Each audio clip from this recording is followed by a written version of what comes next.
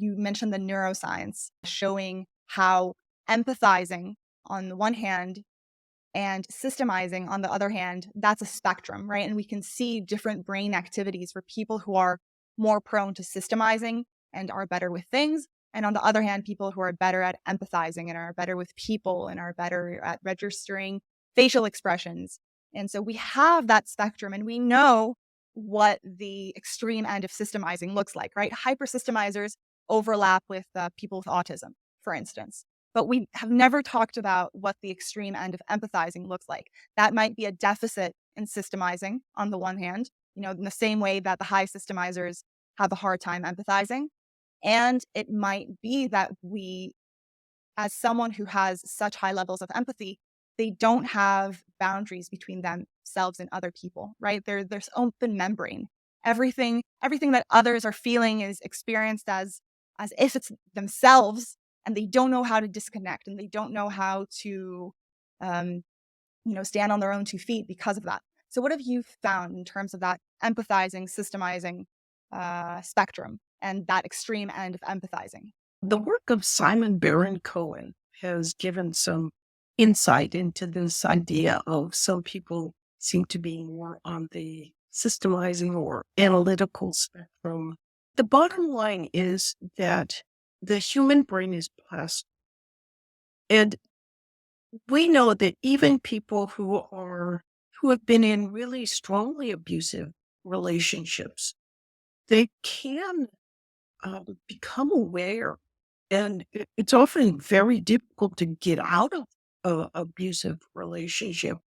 Even if you do become really, you're aware of how toxic it is and how damaging it is for you. At the same time, it can be dangerous to try to leave, and you're very aware of that. So, so I think the thing is, you're not lost if you're on that empathizing. You're very much along that empathizing spectrum, side of the spectrum. You have cognition. You can use that to override, perhaps with some difficulty, what those limbic emotional feelings are. And I think that's the hopeful aspect to really um to dwell on here, is that there you can become aware of this. And I think even for me, publishing about pathologies of altruism, that thinking you're always doing good for people and that empathy is always a good thing. For some people, it's a revelation to hear that empathy is not necessarily always a good thing. And that in fact, if you, terms, let's say that, I'll give a real example from an individual I knew who, her brother was deeply, deeply depressed.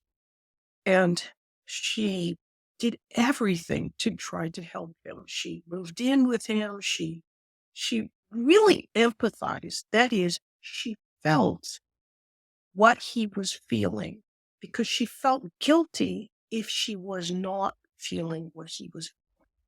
And as a result, she became severely depressed herself. And when she started to, she took a class that I had taught in pathological altruism, and she began to realize, wait a minute, no, I shouldn't be crawling down into the pit with my brother and feeling what he's feeling. I can sympathize with him. In other words, I can be intellectually aware of what he's going through, but I don't have to feel all the same things he's feeling, because if I do, I'm not helping him at all. And that cognitive realization helped her to frame her relationship with her brother to the aspect of, I'll extend a hand out to you, but I'm not going to sit there in the pit with you and feel what you're feeling, because it's not going to help you. And Right. this brought her out of her depression. And sometimes you just can't help everybody, and you certainly can't help by just feeling the same thing that other people are feeling. And in fact, we can see the difference in the brain between someone who is feeling, truly feeling the same problematic emotions that another person is feeling versus them just being intellectually aware of what is going on. And unfortunately, we do not teach nurses, we do not teach teachers about the problems of over empathizing with those with whom we want to help. And I think if we did begin to teach about those kinds of things, it would solve some of the problems that are experienced by nurses, for example, with burnout, by teachers with burnout. So I think it would be important to begin teaching about that that double-edged aspect of empathy. I could not agree more. I think that you really hit the nail on the head in terms of how people who for the first time heard that empathy isn't all good. And I think that separation, being able to help somebody without completely becoming consumed by their emotional state, I think that's something that's really hard for people who are highly empathetic. And, this is on average more an affliction of women, but there are definitely men who fall into this category as well. And it really is a revelation to hear that it's okay. You're still a good person if you are able to disconnect a little bit from others' pain. And oftentimes that makes you more effective, in your life and for others as well. And I think that there's this component of how much self interest is healthy, right? On the other end of where is empathy in balance, we have the question of where is self interest in balance. So, what have you found in terms of helping people understand this balance, especially for people who oftentimes are completely disconnected from themselves because they're caring about everybody else all day? As far as finding the right balance point for a person, each individual kind of has to come to that conclusion. And sometimes it's real life that forces you into, like, you may be in a problematic relationship, but you're just insisting that it's not problematic.